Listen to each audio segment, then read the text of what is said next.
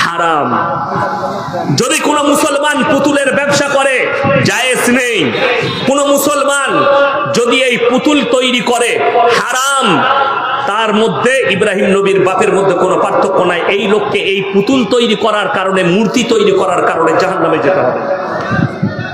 অনেক মুর্শিদাবাদের ছেলে আছে, ফোন করে কেরালা থেকে, হুজুর আমি একটা বাড়িতে কাজ করছি, আমাকে ওখানে একটা সিমেন্ট দিয়ে ঠাকুর তৈরি করতে হবে, করা যাবে? আমরা হারাম, করা যাবে না তোমার জন্য। তুমি বলে দাও আপনারা অন্য মিস্ত্রিরে করুন, এটা আমার পক্ষে সম্ভব নয়, করা যাবে না, জায়েজ নেই।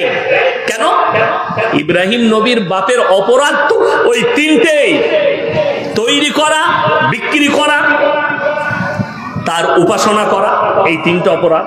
আজকে বড় কষ্ট লাগে। শুধু এটা নয়, আমি হুগলি ডিস্ট্রিক্টে এক জায়গায় জলসা করতে গেছি, জায়গাটার নাম হচ্ছে 10 ঘরা, বর্ধমান জেলার শেষ, হুগলির শুরু। জলসায় স্টেজে গেলাম, আপনাদের কি স্টেজ, কয়েক লাখ টাকা দিয়ে প্যান্ডেল করেছে, একদম লম্বা, সাজা পূজার ঝাড়বাতি, দারুণ। স্টেজে গেলাম, স্টেজের পাশে একটা বড় গাছ, গাছটা চলে গেছে ওপর দিকে, চারিদিকে প্যান্ডেল, গাছের গোড়ায় মাটির ঘোড়া রাখা আছে, আগরবাতি আছে, মোমবাতি আছে, আর একটা চাদর ল্যাপটানো আছে। আমি স্টেজে গিয়ে বললাম, বাবা আপনাদের এখানে হিন্দু মুসলিম ভাইদের মধ্যে খুব মহব্বত গো, তোমরা খুব ভালো মানুষ। বলে কেন হুজুর? বলে এখানে ওনারা পুজো পাঠ করে, তোমরা এখানে জলসা করছো। ওই যে হুজুর ওটা আমাদেরই। মানে তোরা কি করিস? বললা ওখানে বুড়ো পীর সাহেব আছে, যা পুজো কর। বাস্তব বলছি, সত্য ঘটনা। দুঃখের বিষয়, আপনি একটা অমুসলিম ভাই মাটির মূর্তি তৈরি করে উপাসনা করলে সেটা যদি শিরক হয়, গাছের গোড়ায় ঘোড়া রেখে সিজদা দিলে এটা কি করে শরীয়ত হতে পারে? তোমার বিবেককে জিজ্ঞেস করো। খুব কষ্টের সঙ্গে বলছি, আমি ইয়াসিন এখন বেঁচে আছি না নাই, কথা বলছি যখন আমার মধ্যে প্রাণ আছে না নেই? প্রাণ আছে। এখন যদি আমাকে সভাপতি সাহেব বলে, ইয়াসিন বাবু আমাকে 100 টাকা দাও, আমি পকেট থেকে বার করে দিতে পারবো না? পারবো না বাবা? পারবো তো? আচ্ছা, আমি যদি মারা যাই আর ইনি যদি চাই, দিতে পারবো? পারবো না। দুঃখটা ওই জায়গায়। আপনি এটা বুঝতে পারছেন, একটা মুসলমান এটা বুঝতে পারছে যে তার বাপ বেঁচে থাকতে যা চাইতো তাই পেতো, বাপটা মারা গেছে আর দেবার ক্ষমতা নেই, তাইলে আমি মারা গেলে আমার কবরে কি করে ভালো মন্দ চাস? কথাটা এইটাই। আমি বেঁচে থাকতে তোকে টাকা দিতে পারিনি, মরে যাওয়ার পরে আমার ক্ষমতা শেষ, আমি তোমাকে কিছুই দিতে পারবো না। তাহলে একটা মুসলমান কবরে গিয়ে কি করে ভালো মন্দ চাই? একটা মুসলমান একটা মৌলবীর কবরে কি করে ভালো মন্দ চাই? সেখানে কি করে সিজদা দিতে পারে? আল্লাহর কসম, আল্লাহর কাছে নিকৃষ্ট পাপ। যারা হাজী সাহেব আছে, যারা মক্কা গেছেন, যারা মদিনা গেছেন, তারা জানেন মক্কা থেকে মদিনা 470 কিলোমিটার রাস্তা, একটা মাজার পাবেন না। আমার বাড়ি থেকে আপনাদের এখানে 200 কিলোমিটার রাস্তা, 200,000-এর বেশি রাস্তায় মাজার পড়ে আছে। দুঃখ ওইটাই, বড় কষ্ট লাগে। যদি বলেন মক্কা মদিনায় কি আল্লাহর ওলি নাই? আল্লাহর কসম করে বলছি, পৃথিবীর সব থেকে দামি ব্যক্তিরা জান্নাতুল বাকিতে শুয়ে আছেন। পৃথিবীর সব থেকে দামি ব্যক্তি, উহুদের প্রান্তরে 70 জন সাহাবীর কবর, যারা যুদ্ধের ময়দানে শহীদ হয়েছেন, সেখানে এমন একজন সাহাবী শুয়ে আছেন, আল্লাহ রাসূল সাল্লাল্লাহু আলাইহি সাল্লামের চাচা যান হযরত আমির হামজা রাদিয়াল্লাহু তাআলা আনহু, উহুদের প্রান্তরে লোহার ব্যারিকেড দিয়ে ঘেরা আছে 70 জন সাহাবীর কবর। তাদের কবরে চাদর চড়ানো নেই। আর আমাদের দেশের মূর্খরা টেনার চাদর নিয়ে গিয়ে পাথর চাবড়িতে চড়িয়ে আসছে। আমাদের দেশের মূর্খরা, শুনে যান, 3টে জায়গা ছাড়া কোন জায়গায় নেকির উদ্দেশ্যে সফর করা যাবে না। Number 1 Mecca, number 2 Medina, number 3 Baitul মাকদাস। এই 3টে ছাড়া, 3টে জায়গা ছাড়া কোন জায়গায় নেকির উদ্দেশ্যে সফর করা যাবে না। কেউ যদি নিয়ত করে আমি দিল্লিতে যাব, ওখান থেকে আজমিরে গিয়ে সেখানে বাবার মাজারে সিজদা দিয়ে আসবো কিংবা জিয়ারত করে আসবো, শরীয়ত সম্মত নয়। কেউ যদি নিয়ত করে আমি জুম্মার নামাজটা পাথর চাবড়িতে পড়বো, জায়েজ নেই। নেকি তো পাবেনই না, ঘুরিয়ে গুনাহ হবে। কেন? এই 3টে জায়গা ছাড়া কোনো জায়গায় সফর করা যাবে না। আমাদের দেশে এখন আমরা অনেকে বলি মক্কা শরীফ, বলে না? বলে না? কিন্তু জানেন বিহার শরীফ, আজমি শরীফ, বাগদাদ শরীফ, সব মাজারগুলোকে শরীফ করে দিয়েছে। কষ্টটা ওই জায়গায়। আপনি দেখুন অনেকজন মুর্শিদাবাদে, বর্ধমানে, বীরভূমে, পশ্চিম বাংলায় অনেকজন নিজের গাড়ির উপরে লিখে রেখেছে দাতা বাবার দান। একদম হারাম ভাষা, শিরকি ভাষা। অনেকজন রেখে রেখে দিয়েছে KGN। KGN মানে জানেন কি? কি আপনারা জানেন না? লড়ির উপরে লেখা থাকে মুসলিমদের খাজা গরিব নওয়াজ। কষ্টটা একটাই, আপনাদের গ্রামের দোকান আছে না নেই? আছে তো? খুব ভালো করে বুঝবেন। এরপর আপনার চাচার দোকান আছে, চানাচুরের, বিস্কুটের, সাবানের ইত্যাদি ইত্যাদি মাল লেগেছে। আপনি সকালবেলায় উঠে বাজার করবেন, সাবান নিবেন, সার্ফ নিবেন, তেল নিবেন।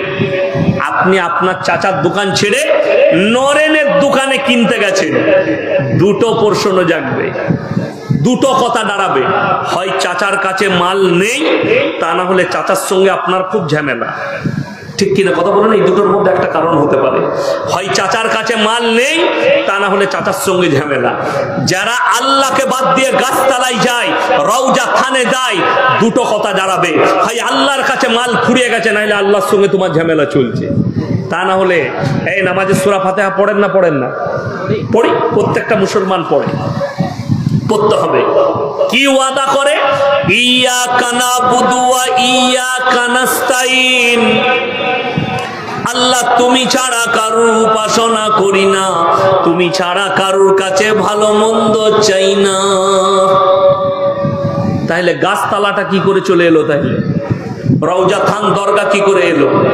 আমার ভাই, আল্লাহর কাছে ডেঞ্জার পাপ হচ্ছে শিরকের পাপ। কবরে চাদর চড়ানো জায়েজ হলে আল্লাহ রাসূল সাল্লাল্লাহু আলাইহি সাল্লামের কবরটা আসমান পর্যন্ত হিরে মতি মুক্ত চাদরে ঢেকে যেত। আল্লাহ রসুলের কবরে জায়েজ নেই। পৃথিবীর আর কোন মৌলবি মোল্লা পীর ফকিরের কবরের জন্য জায়েজ হবে না। আল্লাহ রসুলের কবরে সিজদা নেই। পৃথিবীর আর কোন মৌলবি মোল্লা পীর ফকিরের কবরের জন্য সিজদা চলবে না। আল্লাহ রসুলের কবরে ভালো মন্দ চাইতে পাবে না। পৃথিবীর আর কোন মৌলবি মোল্লা পীর ফকিরের কবরের জন্য ভালো মন্দ চাওয়া যাবে না। সকলে বলুন কল্যাণ অকল্যাণ ভালো মন্দের মালিক সকলে জোরে বলুন কে? আরো জোরে বলুন কে? একমাত্র আল্লাহ রাব্বুল আলামিন হচ্ছেন ভালো মন্দ কল্যাণ অকল্যাণের মালিক। নিজেদিকে শিরক থেকে বাঁচান। সবাই বাঁচাবো? জোরে বলুন ইনশাআল্লাহ। অনেক মুসলমান বলে যে ভাই আমি তো ধুলিয়ানে গিয়েছিলাম, আমি ওমরপুরে গিয়েছিলাম, কি করতে? আমার বউকে নিয়ে একটু মেলা দেখতে গিয়েছিলাম, ঠাকুর দেখতে গিয়েছিলাম, পুজো তো করিনি। মৌলবীরা কিছুই জানে না, এতে পাপ আবার কি আছে? পাপটা কোথায় বলে দিই। আপনার এই গ্রামে ডাকাতি হচ্ছে রাতের বেলা, একটা বাড়িতে মারাত্মক ভাবে ডাকাতি। সবাই ঘুমাচ্ছে, একটা ব্যক্তি পেশাব করতে উঠেছে। সে যখন গাছতলায় পেশাব করছে, দেখছে অমুকের বাড়িতে ডাকাতি চলছে, মারাত্মক ভাবে ডাকাতি হচ্ছে। তো এই চুপচাপ গাছতলায় বসে দেখলো কিভাবে বাড়ি থেকে মালগুলো লুটে, বন্দুক ঠেকিয়ে সব মাল নিয়ে গ্রাম থেকে পালিয়ে গেল ডাকাতের দল গাড়ি নিয়ে। সব গ্রামের মানুষ উঠে গেছেন, এলাকার থানার বাবুরা চলে এসছেন। এসে থানার বড় বাবু জিজ্ঞেস করছে, তোমাদের মধ্যে কে দেখেছ? সে বলল, স্যার আমি প্রথম থেকে শেষ পর্যন্ত দেখেছি। কাকে বেশি মারবে? আমার প্রশাসন ভাইয়েরা বসে আছে, আমার সঙ্গে উপরে দেখা হলো, উনাদিকে জিজ্ঞেস করুন, যে বলবে আমি সব দেখেছি তাকে বেশি মারবে না গায়ের লোককে তুলে নিয়ে যাবে? ওই মালটা কি তুলে নিয়ে ঝুলিয়ে মারবে? মাল বেরিয়ে যাবে একে মার। খুব ভালো করে আমি কি বুঝাতে চাইছি শুনেলেন? আপনি যদি বলেন আমি মজা দেখতে গিয়েছিলাম, আল্লাহ কোরআনে বললেন যদি তোমরা দেখো শিরকের কাজ হচ্ছে, আল্লাহ বিরোধী কাজ হচ্ছে, রসুল বিরোধী কাজ হচ্ছে, ভাই হাতের দ্বারা রুখে দাও, তা না হয় জুবানের দ্বারা রুখে দাও, তা না হয় ঘৃণা করে ওই জায়গা থেকে তোমরা সরে এসো। আর তুমি বলছো কবরে গিয়ে আমি জান্নাতে যাব, জান্নাত পড়েই আছে। চলুন আমার ভাই, আমি কেন বললাম 10 কোটি মুসলমান নেই? এক নম্বর দলিলগুলো শুনেলেন। মুসলমানদের জন্য ইসলামী শরীয়তে সুদ খাওয়া হারাম না হালাল? এই জোরে বলুন হারাম। তাইলে এই পুরো সুতি থানাতে একটাও মুসলমানদের সুদখোর নাই, তাই তো? আছে? গোলমাল কোথায় জানেন? এই মৌলবীরা সুদের বায়ান করলে আমি এখন বায়ান করে চলে যাব, সকালবেলায় আপনার এলাকার চায়ের দোকানগুলো বলবে ওকে আবার দাওয়াত দেবে, বাজে মৌলবী। কে বলবে? সুদখোর মাল কটা গাল দিবে। কোরআনে আছে ওয়াহাল্লাল্লাহুল বাইয়া ওয়া হাররামার রিবা, সুদকে হারাম করেছি, ব্যবসাকে হালাল করেছি। আপনি ব্যবসা করুন হালাল, সুদ হারাম। কোন ব্যক্তি হারাম জেনে যদি কোনো মুসলমান সুদ খায়, সে যেন আল্লাহর সঙ্গে যুদ্ধ ঘোষণা করলো। নাম্বার 2, আল্লাহ রাসূল সাল্লাল্লাহু আলাইহি সাল্লামের হাদিস, কেউ যদি 1 টাকা সুদ খায়, নিজের মায়ের সঙ্গে 36 বার জিনা করার সমান পাপ করলো। বলুন নাউজুবিল্লাহ। যারা সুদখোর আছেন, যাদের কানে আমার আওয়াজ পৌঁছাচ্ছে, এখন আমাদের দেশের লোক সুদ ছাড়ে না কেন? তার মারাত্মক কারণ আছে।